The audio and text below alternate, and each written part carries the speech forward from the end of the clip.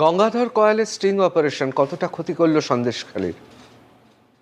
ওই যে অপাত্র দান, আপনার কি কোথাও মনে হচ্ছে গঙ্গাধর কয়ালের যে স্টিং ওনার তো একটা অপারেশন? বুথ, গঙ্গাধর কয়ালের তো একটা বুথ জেতানোর ক্ষমতা নেই, ওনার নিজের বুথ জেতানোর ক্ষমতা নেই।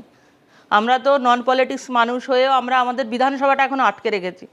সন্দেশখালী বিধানসভাটা পার্টির জন্য নয়, আমাদের আন্দোলনকারী মায়েদের ডোর টু ডোর মানুষকে বোঝাতে পেরেছি, তার ফলে আমরা বিধানসভাটা আটকেছি।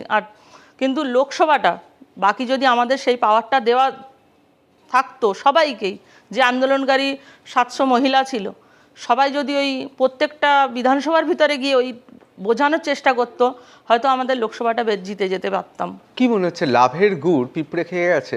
অর্থাৎ যারা সন্দেশখালীর নয়, যারা আন্দোলনে ছিল না, যারা আপনাদের মতো পুলিশের বা শেখ শাহজাহানের বাহিনীর মুখোমুখি লড়াইনি, তারা ভোটের সময় সুযোগ বুঝে ঝোপ বুঝে কোপ মেরেছে। একদম ঠিক।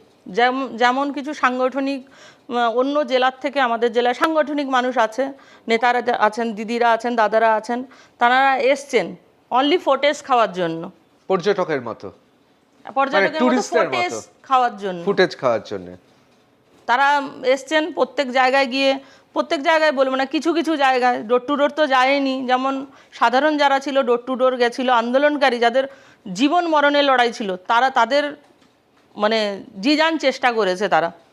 আর যারা এই সাংগঠনিকের নাম দিয়ে সাংগঠনিকের যে পদে বসে আছে, তারা এসছেন, এক দু জায়গায় গেছিলেন, ফোটেজ নিয়ে পুরো রাজ্যে পুরো কেন্দ্রে পর্যন্ত তাদের ফটো ঘোরাঘুরি করছে।